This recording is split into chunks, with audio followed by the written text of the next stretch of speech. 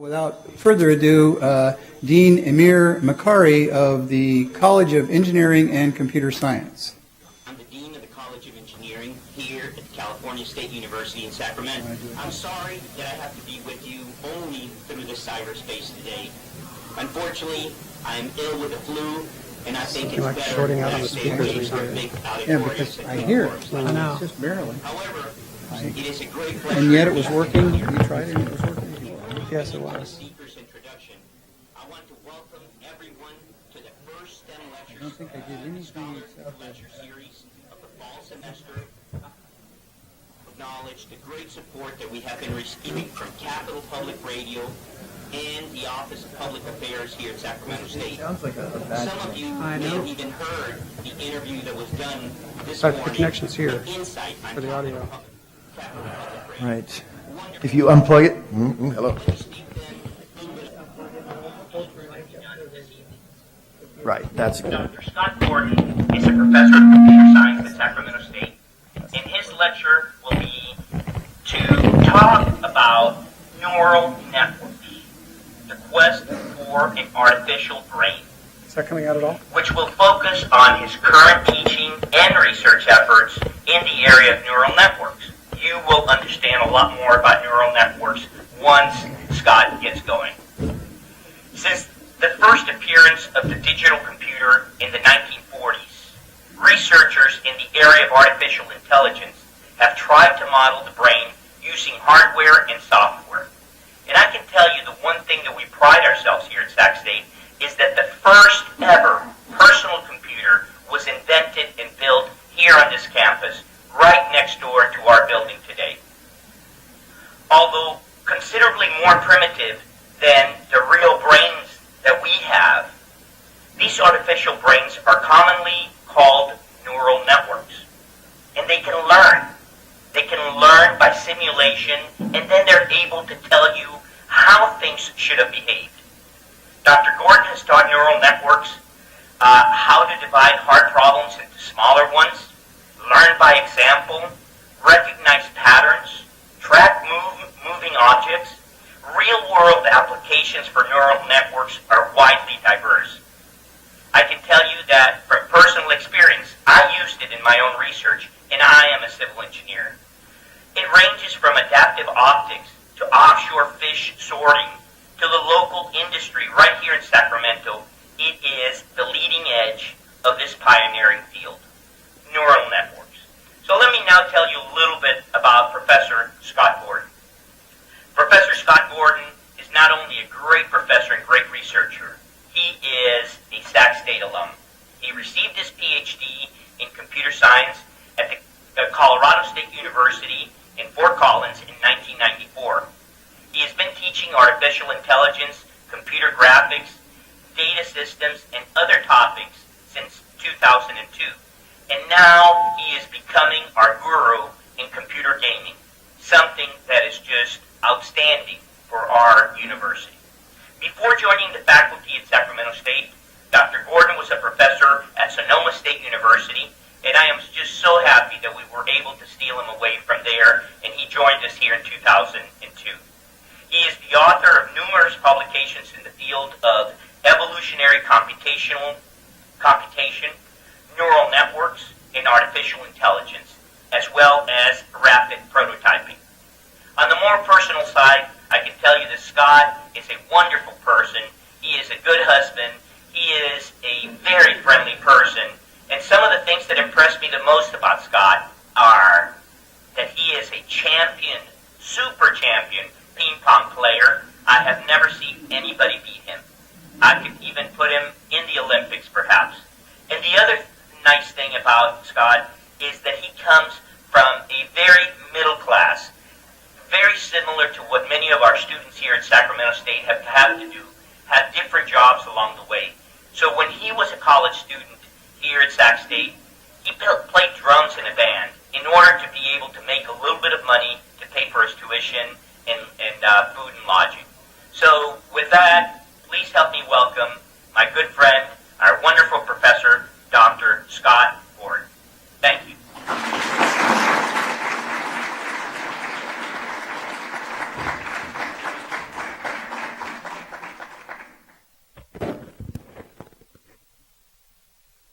I'm not sure I can trust anything up here now.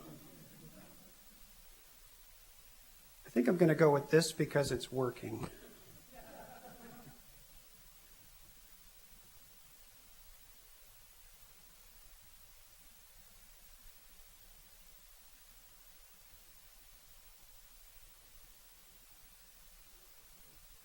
Okay, thank you all for coming out and seeing the first STEM series lecture of the school year. There are several people I'd like to thank.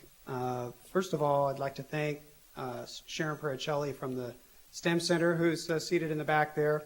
I'd also like to thank some of my colleagues, some of whom are here, Bruce McCormick and Avinash Pandey of Cognimem, and then some of my fellow department colleagues, Dr. Clevenger, who you've met, and Du Zhang and Sui Zhang, who I've worked with quite a lot.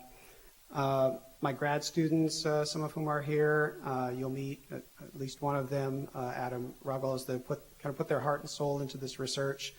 And let's see, Public Affairs, Gloria Moraga is here. And Creative Services, the producer, Jeff Medlicott, is in the back. And thanks especially to Amir Makari for that wonderful introduction, although I hope that nobody from the U.S. Table Tennis Olympic team heard that. I'm going to try my lavalier map because this thing's feeding back.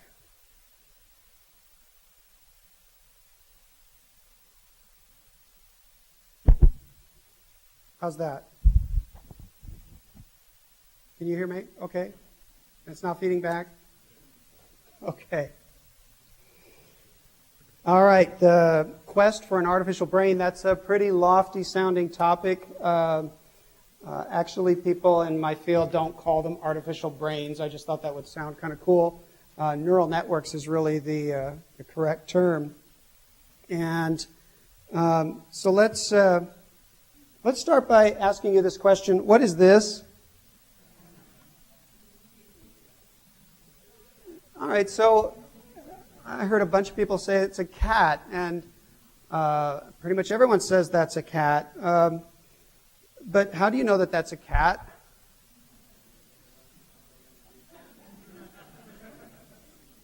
That's a cat. That's my cat.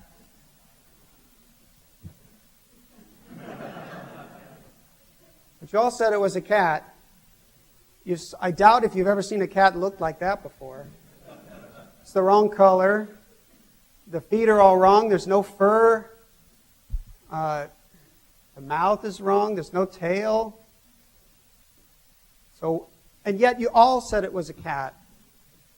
That was pretty, if you think about what your brain had to do to identify that as a cat, that's pretty astounding. And we can sort of categorize a couple of things that led you to say it was a cat. One of them is that when you were young, you learned what a cat was. You learned what a cat was. So there was probably a process that involved your parents and showing you pictures of cats or having a cat around. And so you learned a lot of things, including what's a cat. But you didn't just learn how to identify particular cats. You did what we call generalize, to where you're not only learning particular cats, but you're learning the concept of a cat so deeply that you can identify all of these very, very different objects, and you would quickly identify them all as cats. Not as dogs, not as platypuses, or any of the other animals that you know. You identify them all as cats. So remember these two terms, learn and generalize, because there's a lot of fantastic things that the brain does. But we're going to focus on those two things that the brain does today. So what is the brain? Well, I have to confess I'm not a neuroscientist. And so there's a lot that I don't know about the brain. There's a lot that everybody doesn't know about the brain. The brain is a pretty fantastic thing. And so let's say a few things about the brain. First of all, it has a lot of neurons in it. You've probably heard that term, neurons. It has about 100 billion of them. That's the human brain. It has about 100 billion neurons and about a quadrillion synapses. A synapse is a connection between neurons. Each neuron connects with approximately 7,000 neighboring neurons. That's a lot of connections and a lot of neurons. What can we say about the neurons? Well, the neurons are really complex, and each neuron is a very, very complex little engine. It's an electrochemical device, and it sends signals to the other neurons that it's connected to, and it receives signals from its neighboring neurons. And I'll tell you, there's so much complexity in the way the neuron works that is outside of my area of knowledge. What people in computer science or artificial intelligence are interested in is sort of the function of the neuron. What is its basic function, and can we model that basic function? Because it's too complex to try to model the entire, every little step that the neuron does to achieve that function. But for the most part, neurons seem to have an all or nothing binary type of behavior. And we usually say that they fire or that they don't fire. They don't partly fire, most of them generally. They don't fire a little bit or a lot. They either fire fully or they don't fire. So any given point in time, a neuron is, the importance of its function is that it is in one state or the other. It's either fired or it's not fired. And that all or nothing behavior is awfully reminiscent of the bits in a computer that are either ones or zeros. And so right at the very beginning of computer science, when computers were first being built, people saw this analogy because people have known about this sort of all or nothing behavior of neurons for quite a while. And they thought, wow, if the neuron is sort of on or off, all the bits in the computer are either on or off. Maybe we can shape the computer to do what the brain does. That's the idea. All right. So if we want to do that, how do we suppose knowledge is organized in all these neurons in our brain? Well, that's like a $64,000 question. Nobody knows. It's quite complicated, and the trouble is if you go digging around in there to try to figure it out, the unfortunate person will probably stop knowing things, and then you won't be able to get your answer. But there is evidence that, although we don't know how it's organized, we know that it's very distributed. So what does that word distributed mean? It means that the neurons are not very specialized, most of them. And they're shared by a lot of different memories. So if you smell a flower, that'll cause a whole bunch of your neurons to fire.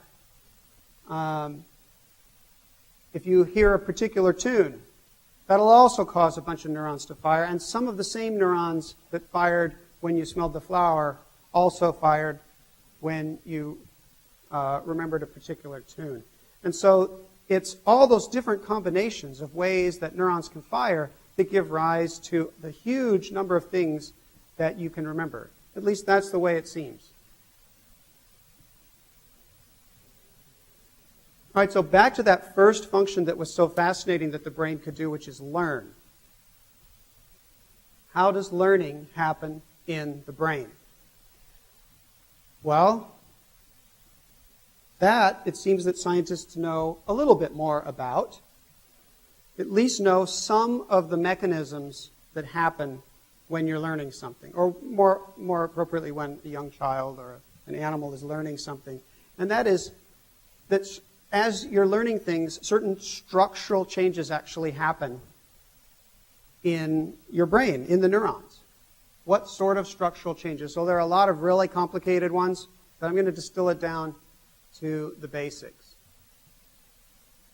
When you're really young, a lot of learning involves growing new neurons. In fact, you grow new neurons when you're an infant. You grow new neurons at a staggering rate. It's like billions a day or something like that. Really, really fast. But as you get older, you actually start losing neurons, as many of us know. But you can still keep learning. And how does that learning happen? Most of it is either new links being established between existing neurons, or the strengths of the connections between the neurons can be adjusted. In other words, the resistivity along some of the connections can either be made greater or less. That's an important concept, that last one. Well, I'll tell you how learning does not happen. If you want to teach your child how to tell what's a cat, you don't open your child's cranium and wire up the neurons with tweezers. The process of learning and of making those changes happens automatically. It's part of response to stimulus, to input. And that's another important concept. Because if we're going to build an artificial brain and we want it to learn, we don't want to have to wire it up ourselves any more than we would want to wire up our kids' brains by hand. Let's take a look again a little bit more closely at the neuron. And again, this is, if there's any biologists in the house, I don't mean to offend you by this oversimplification. But we look just from a functional point of view. What does a neuron do? So suppose this little green circle is a neuron, and these incoming arrows are neighboring, are synapses, attachments from neighboring neurons.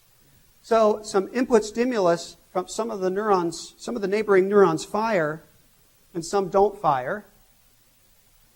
So what's going to determine whether or not our neuron here should fire? Well, it all comes down to whether or not the incoming pressure from neighboring neurons exceeds some threshold. If enough of the neighbors fire that it exceeds the threshold, then our neuron will also fire. And if that happens, then it will in turn exert pressure on other neurons, and some of which may fire and some of which may not. So that's a really, really simple look at what a neuron does.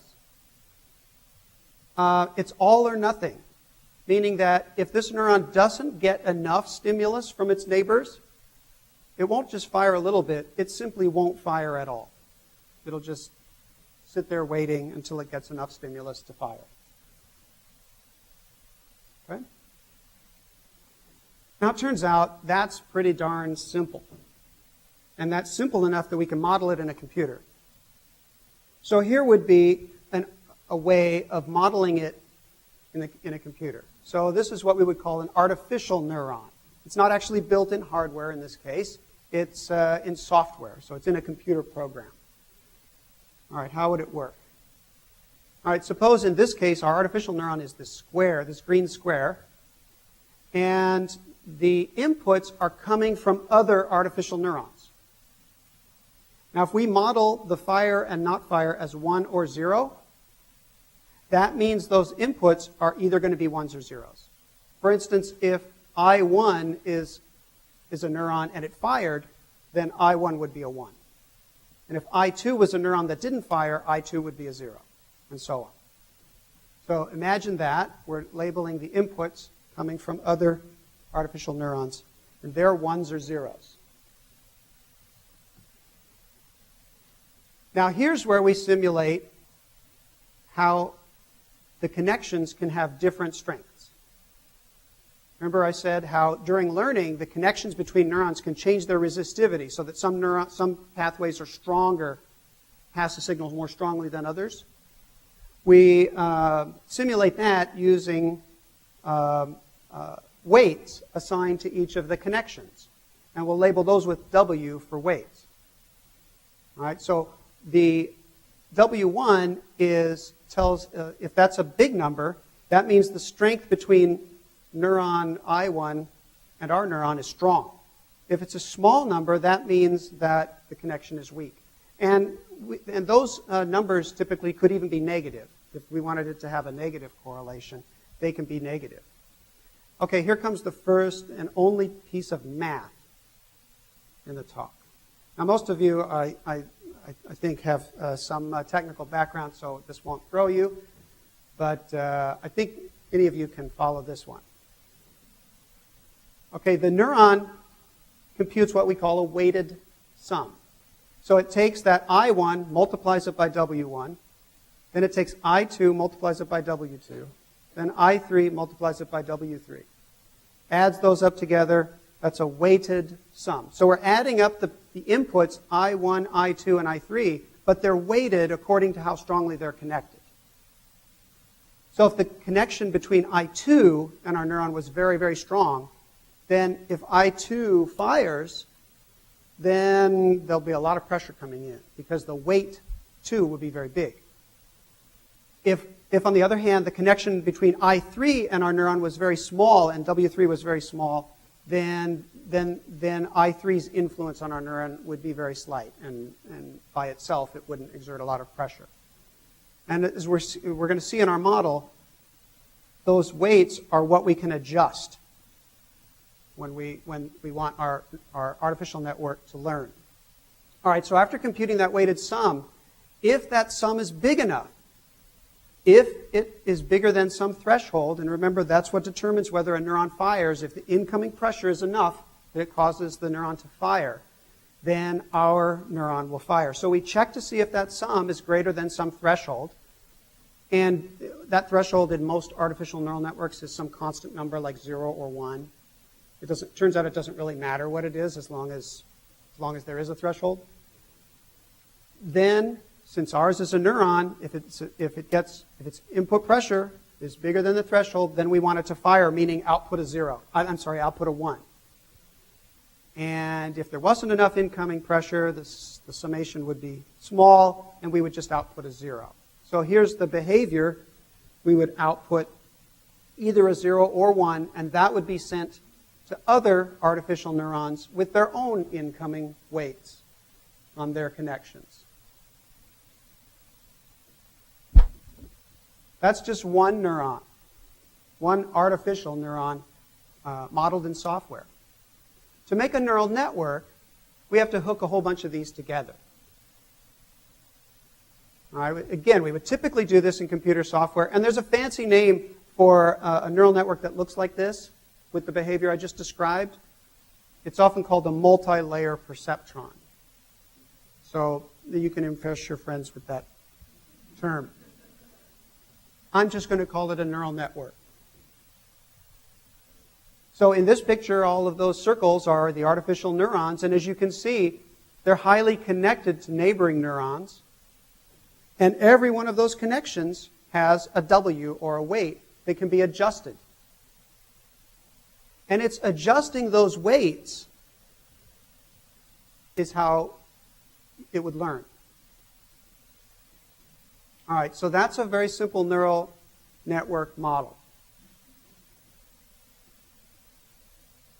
All right. So how does one of these neural networks learn? How do we usually refer to training the neural network. And so I'm going to show you this, what we would call an algorithm. I'm going to show it to you more than once. So if you don't fully get it the first time, that's okay. We're going to revisit it a little bit later. This is a common method of training neural networks. There are other methods of training neural networks. This one is called supervised learning. In supervised learning, we have to have some training, what's called a training data set. A training data set would be like, suppose you wanted to teach your infant child about animals, and so you got a picture book of animals. And you showed the pictures to your child and told them, okay, this one's a cat, this one's a dog. Ones that you already know the answer to. Okay, that's training material there. That's we call the training set. You've got to come up with training data first. Then we don't know what the weights should be to learn that stuff. That would be complicated to try to go in by hand and figure those weights. So we just start by randomizing the weights. Just assign random numbers for each of them. Computers are good at coming up with random numbers, so that part's easy. Sometimes they come up with random numbers when we don't want them to, as we all know. But in any case, We assign them all to random values. Then what we do is we pull out one of the training cases. So if we're trying to teach them animals, we would say, okay, here's a picture of a horse. Now, we show the neural network the input and have it tell us what it thinks it is. Well, if the weights are all random, the answer is probably going to be random too. Right at the beginning, we show it a horse, it's probably going to say that's a fish. Something like that. It will likely be wrong. Okay, that's expected. The next step says, was it correct? Well, chances are at the beginning it won't be correct. So then we have to modify the weights to make it so that the next time on that same input, the answer will be closer to correct. And then we go grab another training case. And we keep doing that over and over and over again. Over time, it's going to start answering some of them right. And when it does, then we have to ask ourselves, do we need to keep training? Well, that depends. If it answers all of them right, if it answers the entire training set right, then we're done. We're done training. It's learned the entire training set. So there at the bottom, when we say, okay, was it right for that particular case? If so, then we have to ask, are we done? I mean, did it get all of them right? If no, we have to go back and keep going until it gets all of them right, and then we say it's trained. Okay, if you're not quite sure, here's a picture. Let's say we have our neural net that we saw from before, and let's say we arbitrarily assign the first output that if that top rightmost neuron fires, that means cat, and if the one on the lower right fires, that means dog. All right, so we show it a cat. At the beginning, the weights are all random, so who knows what it's going to say? Maybe it'll say it's a dog. Okay, that's the wrong answer. All right, so we would have to adjust the weights until finally, when we show it the cat, it actually responds with cat. All right, and when we show it the dog, it might say that's a cat for a while. Until finally we get the behavior that it properly replies dog when it's a dog, and cat when it's a cat. All right. So in this case, it's a very, very small training set. We only have 2 pictures. Usually the training sets would be much bigger, and training would take a long time. Okay? I did a bunch of hand waving back there that when I said adjust the weights. How do we do that? All right. How to do that? There are a lot of different methods, but I'll tell you that was the hardest part about neural network research. For about 40 years, people tried to find a way to reliably adjust the weights in that process of supervised learning. It was like a holy grail in computer science to come up with a mechanism for adjusting the weights that would reliably lead you to actually learning a training set. And it was in the early 80s when that was published. And it was considered an incredible breakthrough in computer science. And the algorithm that was published was called backpropagation. And I'm not going to put that math up here because that math is intimidating to me. But it works, and shortly thereafter, people started discovering other ways of training those weights or adjusting those weights as well. Here's just 4 methods. We have students here researching backpropagation and particle swarm optimization. There's other methods, simulated annealing. There's a lot of different ways out there for adjusting the weights in a neural network. And so you'll just, for this talk, have to take it on faith that it is possible to do that, gradually adjust the weights over time by showing it training cases over and over and over again until it finally learns your training set. All right, so we've talked about how learning happens. Learning happens by adjusting the weights in response to the training data. And that's pretty similar, in a very crude way, to what happens in our brains. As you are told, no, that's wrong, it's this, there are structural changes in the connections and synapses in your neurons that are loosely modeled by that weight adjustment. But what about this generalized? I told you at the beginning that the 2 aspects of the brain that we were really going to talk about here was learning They're generalizing. So what about this generalized piece of the puzzle? Well, if we go back to this algorithm here, anybody that knows anything about algorithms would look at this and realize I left off a branch. I have that question on the lower left that says done. If we're not, go up and input another training case. But what if I don't have a yes branch out of there? So when it's all done, then what? When we're done training, well, think about it. When we're done training, that's when we want to see if it has what? Generalized, right. Because if it has generalized, that means that we could show it other dogs and cats. And if it's generalized, it will correctly identify them. Maybe show it this cat. Or this dog. That cat and that dog were not in the training set. If generalization occurs, then it will correctly identify similar examples that it was not trained on. Examples it had not seen before. And neural networks, if you have a sufficient training set, commonly are observed to generalize. That's usually the goal. Is to train something well enough that you can then put it in the field and it'll work in other cases. There's another cat. All right, so to complete this, I need to check generalization and see if it is able to correctly identify other cases that were not in the training data set. Well, that means I need to have a test data set with different inputs and different expected outputs so that I can gauge whether it generalized. Because if I train it on 50 different cases, but I set aside 10 cases to check afterwards, and after training, I show it those, and it gets those right too, then I might be pretty confident that it's learned something. And it's not just memorized those particular inputs, but it's actually learned some concept. So at the beginning, actually, we need to build a training set and a testing set. I only use the training set during training, and I use the test data set at the very end just to check and see if it was able to generalize.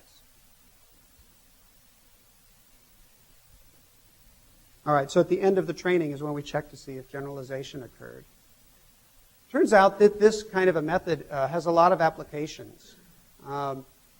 Here are just a few of them. Optical character recognition. When you write in handwriting, having a computer be able to pick out the letters that you've written is a generalization problem because everybody has different handwriting. There's a lot of robotics. You can go online and look up and Google stock trading neural networks, and you'll find a lot of products you can buy to help you predict the prices of stocks that will actually learn to predict stock prices using a neural network. And these are actual products that you can buy. They're used a lot in games.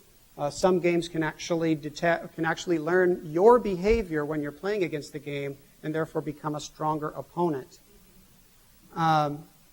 They're used in medical diagnosis, email spam detecting. There are at least 5 courses here at Sac State in which neural networks are utilized. 3 of them in the computer science department, 1 in ME and 1 in business. And there are also many professors and students, researchers here, using neural networks in these and in other departments as well. One of the things, if you're at all interested in studying neural networks, say here at Sac State or anywhere, I like to tell my students that one of the advantages of going to college is that you also get exposed to a liberal arts education too, and so you get a chance in some of your philosophy classes to study some of the weighty questions that have, like why are we here, and what is consciousness, and things like that you study in philosophy classes. Well, I like to tell my students that some of those really age-old human questions we tackle in artificial intelligence class And we really tackle it. We don't just talk about it. We actually model it and run it on the computer and see if it's actually right. So it's an exciting field. It's almost like, to me, artificial intelligence, and particularly studying and modeling the brain, is almost like a final frontier of computing because it's such a rich challenge and such a complex thing to try to do. There's way too much examples of research on the campus here in neural networks to list it all. I thought I'd just list a few of my own students that have used neural networks in their research while they were students here.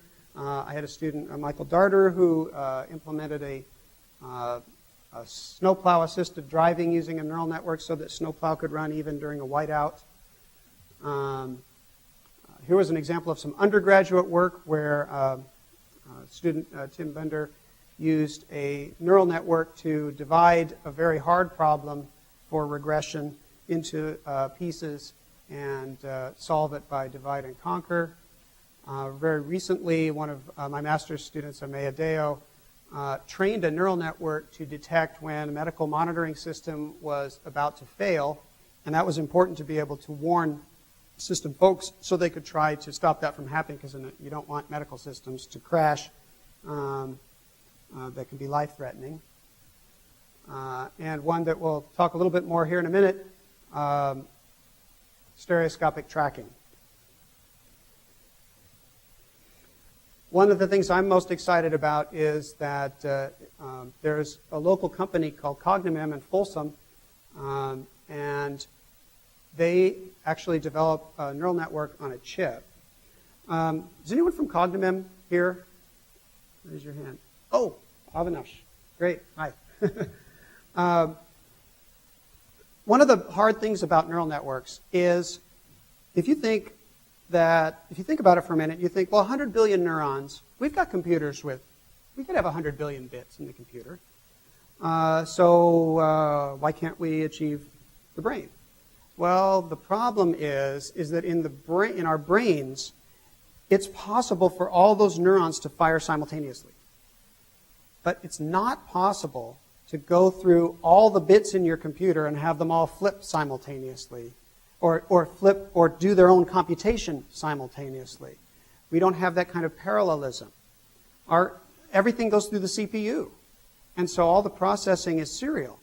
That's really, really slow. Even though the artificial neurons these days are faster than the real neurons, the assemblage is way, way slower. In fact, 2 years ago, there was a simulation by this Neurosciences Institute in San Diego where they simply tried to replicate 1 second of mouse brain activity. Just run the calculation. They modeled the number of neurons in a mouse brain and say, if we just have them fire for 1 second, how can we actually do that amount of computation? And it took a supercomputer 2 months. That's a mouse brain which is 1/10 the size of our brain and has less connectivity as well.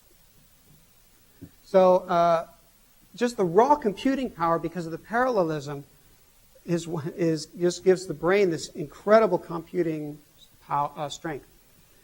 What Cognimem is doing is they're actually achieving that kind of parallelism by putting the neurons on a chip and using a highly parallel architecture. And so they're able to actually achieve some speeds that we could not do in software. By the way, they don't use them. The one I remember. What was the one I told you before was the previous model? I had a fancy name for it. Did anybody remember it? Yeah. Oh, some of you remembered it. That's good. Okay, those of you who remembered it can impress your friends. The multi-layer perceptron.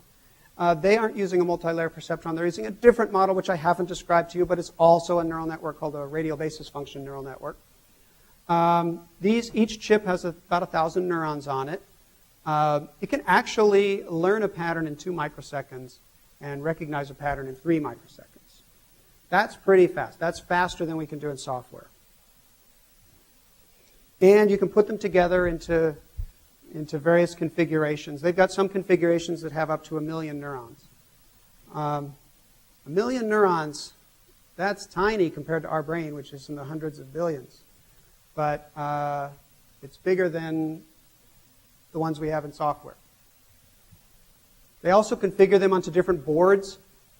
Here's a board they make called a V1KU. And this board is pretty cool because it has a camera on. Oh, the dollar is not the price, unfortunately. But that's just to give you an idea of how its size. You can see on the left-hand side it says CM1K. It's pointing to where the neural net chip is. It also has a camera on it that's integrated and a USB port so you can hook it up to a computer or other devices. It's got a little processor on it and a memory chip, what's called a field programmable gate array where you can actually program it. And so that particular device, we actually have two of them up here. They were very nice in letting us use some of them.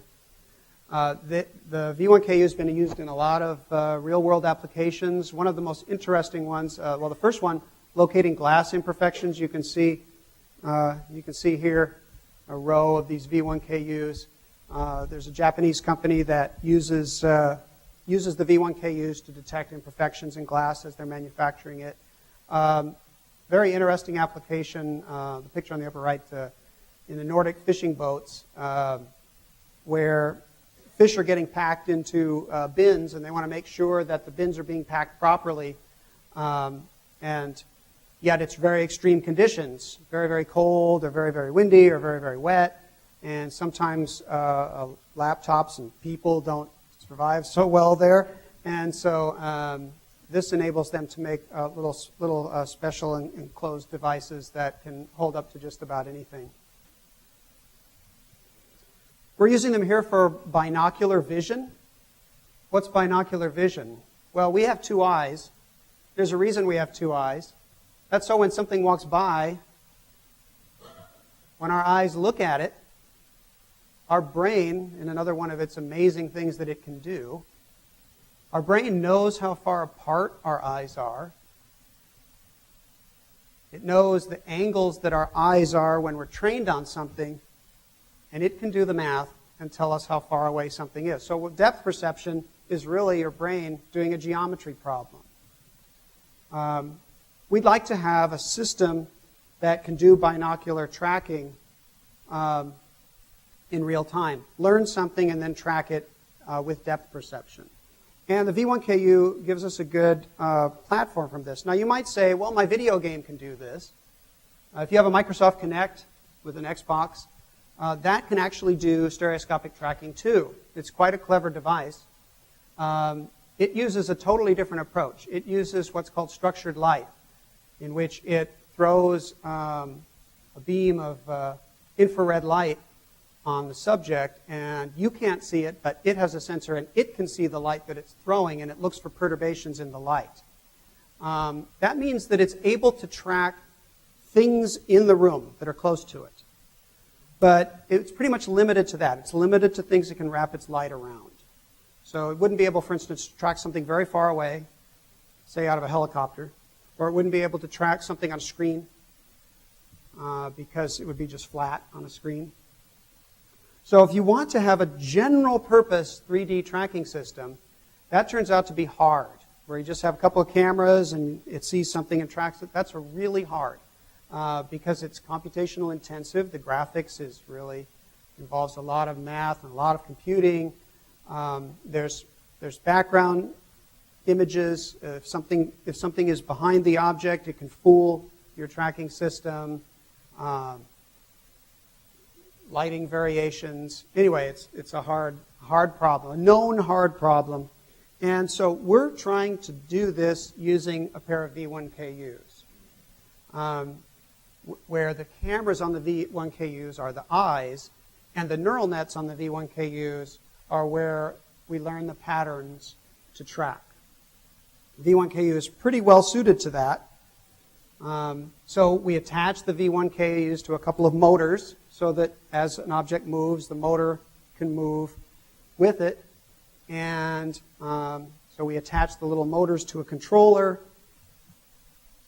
We have a laptop connected to the V1KUs and to the servos. And we have a program that can turn the recognition and learning into tracking.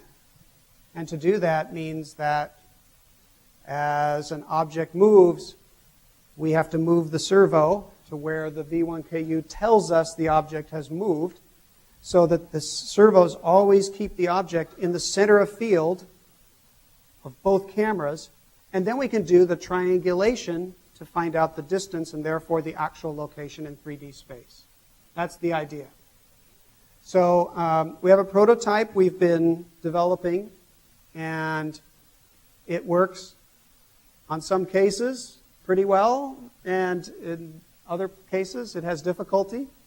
And so I have one of my grad students here who developed this version, the most recent version, as part of his master's project, and that's Adam Ruggles. And perhaps Adam can come up and we can try to show it to you. It's a little hit and miss up here, and we're also having some challenges getting things to show up on the projector. So if you'll bear with us for a couple of minutes.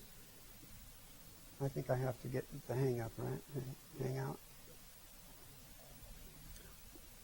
Ordinarily, we would hook up his computer to the projector, but you know how those Macs are? He's a Mac guy on the PC. So which one do I do? Hang out? Yeah. So we figured out a workaround. We're actually using what's called Google Hangout to get his screen on my screen, because my screen's on the projector. It comes out pretty low tech, but it sort of works.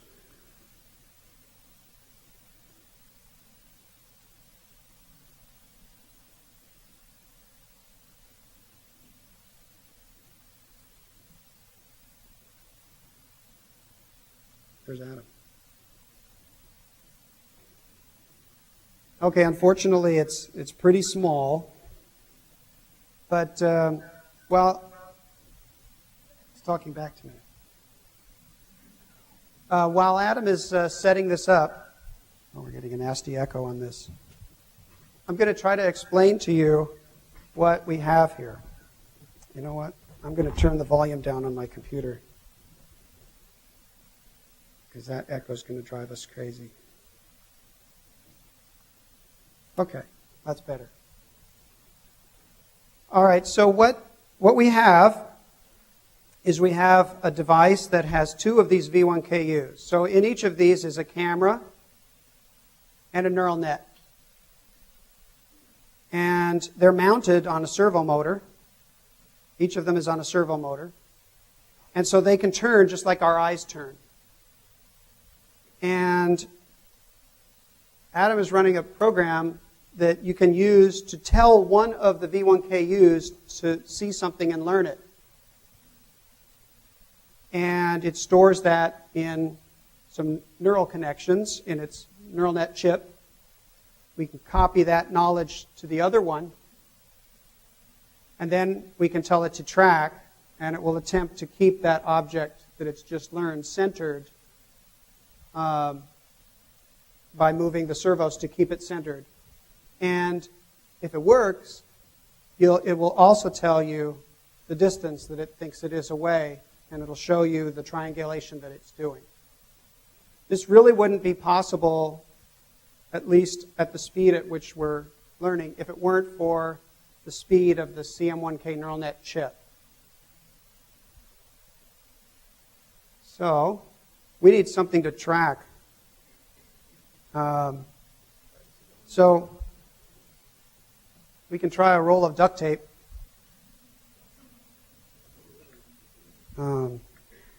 He's a little bit better at using the software. So, so if I stand out here, yeah, with the duct, oops, what happened here? With the duct tape.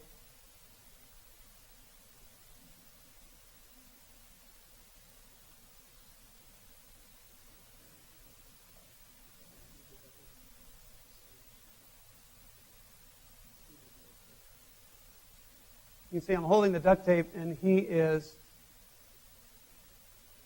mostly black now. He's moved the little square box around the duct tape and told it to learn.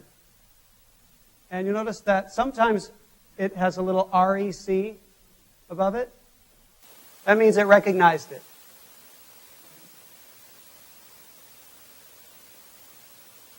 And so now, you're training the other one now? So now he's training the other one.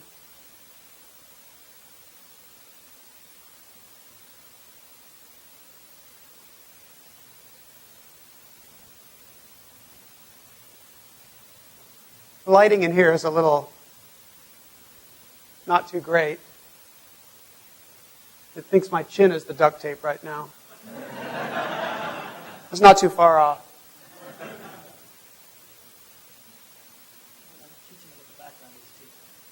So actually what he's doing, he's having it learn the duct tape, and then when it sees other things and thinks that those are the duct tape, he's telling it to unlearn those things. The radial basis function neural network, that model is good for both learning and unlearning. So sometimes a combination of learning and unlearning. And we're still working on these algorithms. Right now he's having to do a lot of the learning and unlearning by hand. Whereas in the future we're hoping to make some of that automated so that it'll just learn an object and then look everywhere else and automatically unlearn other things. But we still have a lot of work to do. And we really don't know what to expect when we actually ask it to track this. So it could track it pretty well. It could crash and burn. I'm not sure. Mainly we want to just show you what we're working on.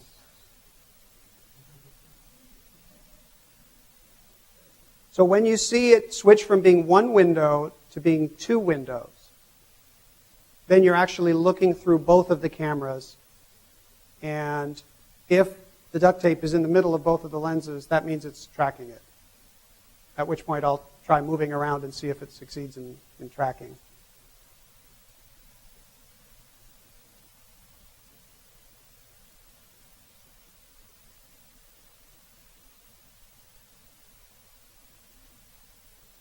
It probably would help if I were over here.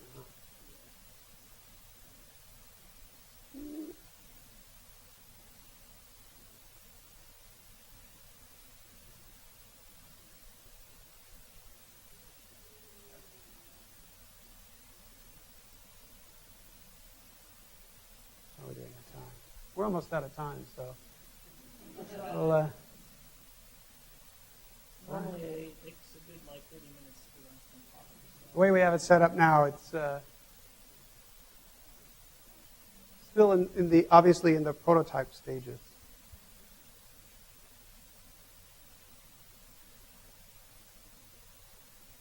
So if you actually try to tell it to track now, will it? There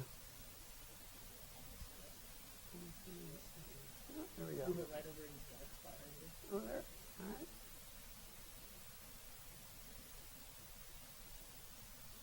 Yeah, okay. Recognizing it.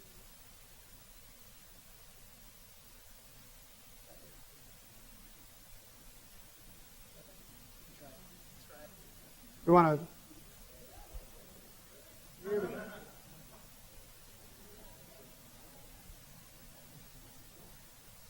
All right, so it actually has the duct tape in the center. Now, okay, cross your fingers. Oh. Did we get a crash? Oh, it's back. All right. It's being really slow. It might actually be Google. It might be because of Google Hangout, yeah. We have that extra layer on top of it so that it would come up on the screen. That's actually tracking it here. Yeah, then it stops. It's tracking good. Yeah, it is a little stop-start thing because of the Google Hangout. Yeah, I got to move in and out here. All right, so the oh, okay, I just can.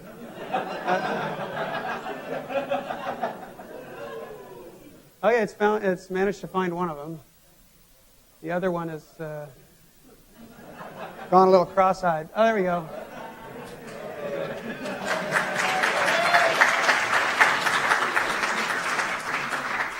The distance is in inches, yeah.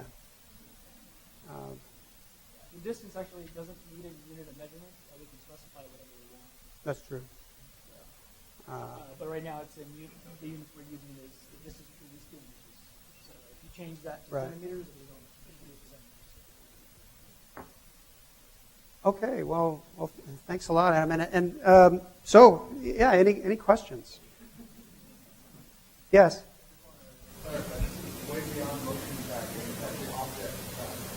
Okay, yeah, the question is this motion tracking or object tracking? And actually, we're doing a little of both because the V1KUs are doing object recognition, and we're trying to move it to where it finds the object. But we've actually got in there the structure for it to, if something momentarily blocks the image and it's moving, that it will actually keep moving that way. And we use a device called a mathematical construct called a Kalman filter. Actually, Adam thought that idea up, to use the Kalman filter to predict where it's going to come next. So there's some motion tracking too. And there was a question over here. I think you were next.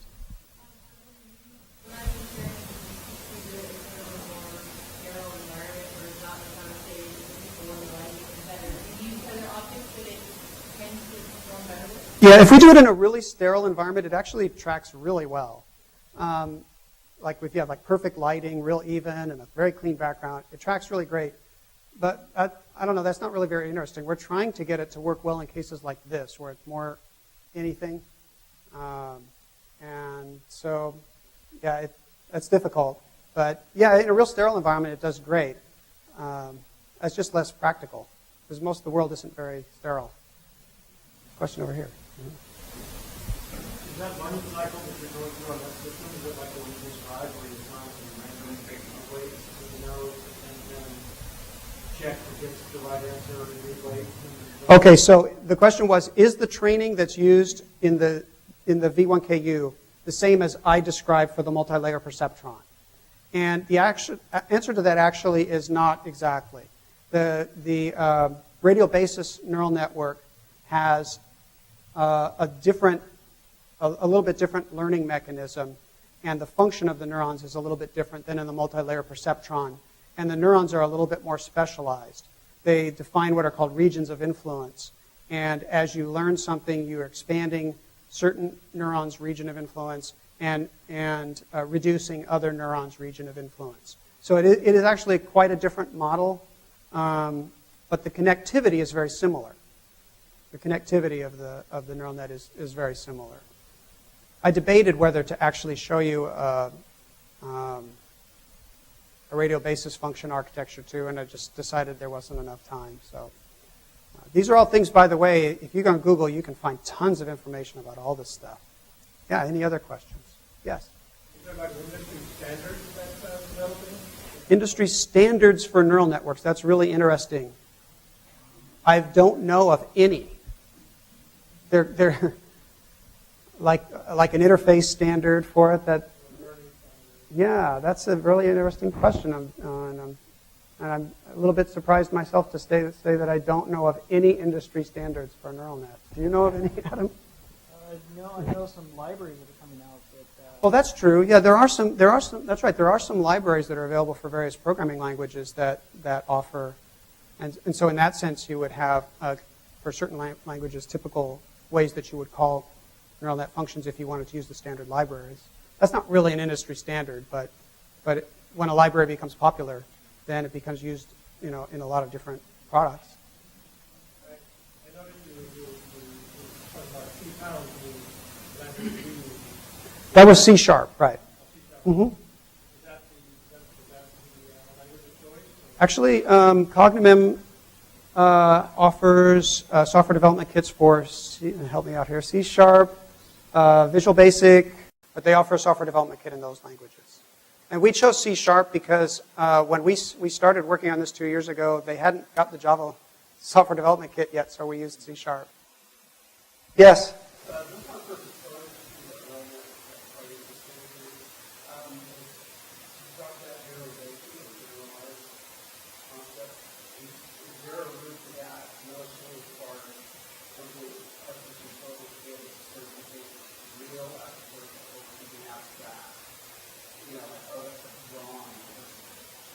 Oh, in other words, could it distinguish between a photograph of something versus an abstraction of it? Well, there's nothing stopping you from saying, training it to recognize a photo from a drawing. If the problem with recognizing a difference between a photo, so could it tell the difference between a regular cat and a cartoon cat? It all depends how you train it. If you specifically wanted it to learn to tell the difference between a real cat and a drawing of a cat, you would have to train it, have a whole training set with a bunch of pictures of real cats and a bunch of drawings of cats, and have the expected output of the real cats be one output and of the drawings of cats be another output, and hope that it generalizes on that. So it's kind of your call what you want to train it on. Yeah. Yes.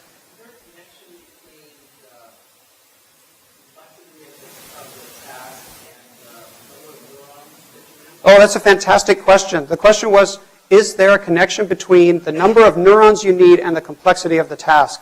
That's absolutely true. In fact, what held up this research for a long time is that early on, even back in I think the 60s, they had a training algorithm if your neuron was only one layer of neurons deep.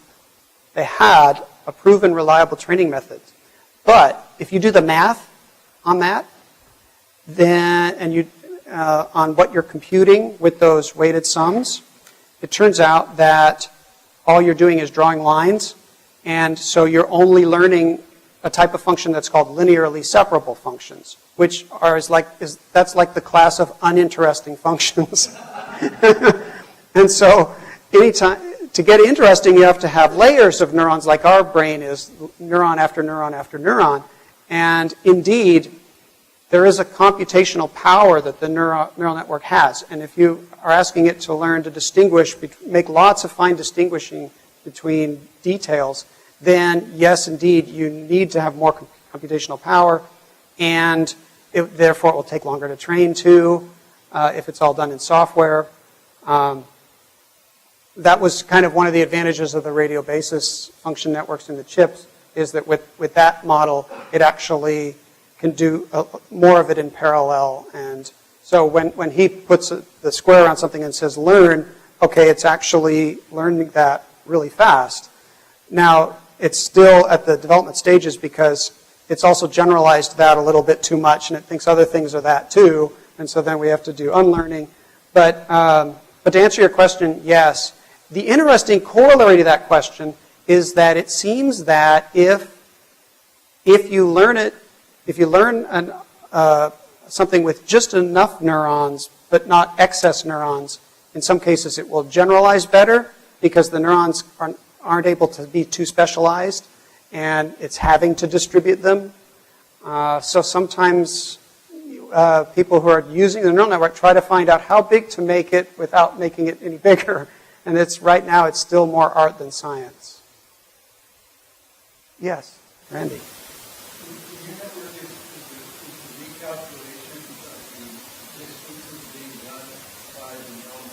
No, the triangulation? No, that's just done in the C# program.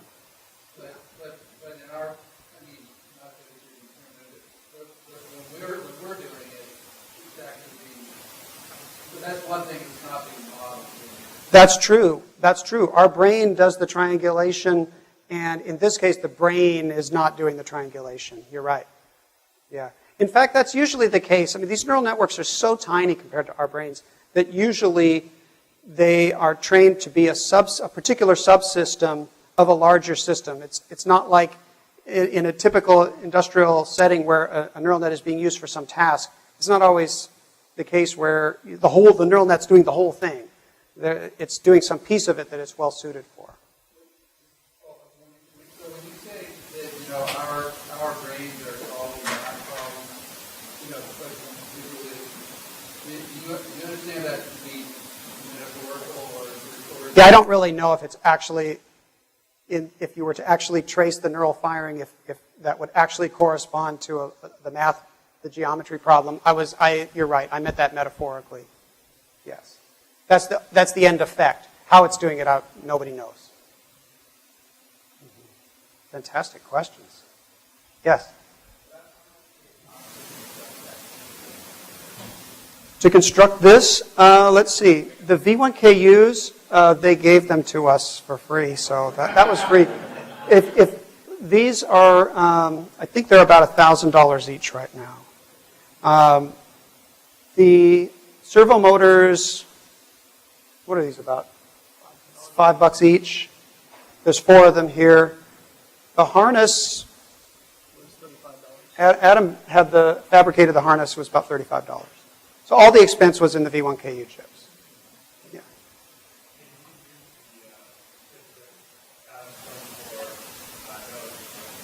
Right.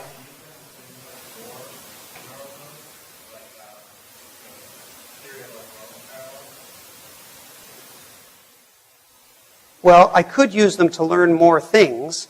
So you actually, this only is, our software that we're showing you here is only designed to learn one thing. But you can have, I think, up to like 1,000 categories that it learns, or it's probably more than that, I don't remember. But so you could have it learn several objects, and when it recognizes an object, it'll tell you which category that object is in. That's the typical use for this chip for using more neurons, is to learn more categories and to learn them more specifically.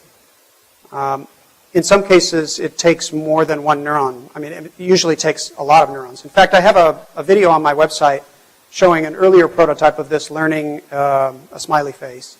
And it takes something like 50 neurons in the radio basis architecture to get a pretty good handle on that smiley face. And then it tracks it pretty well.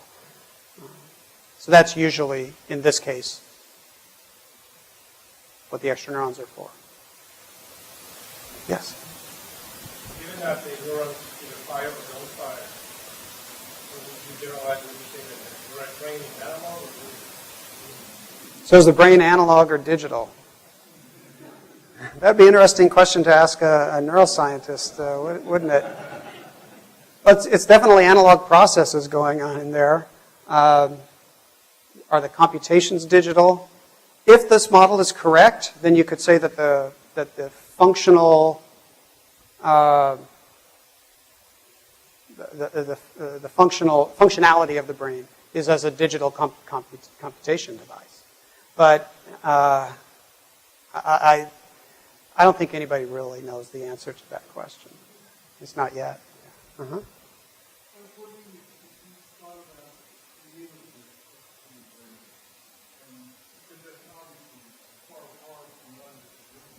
Right.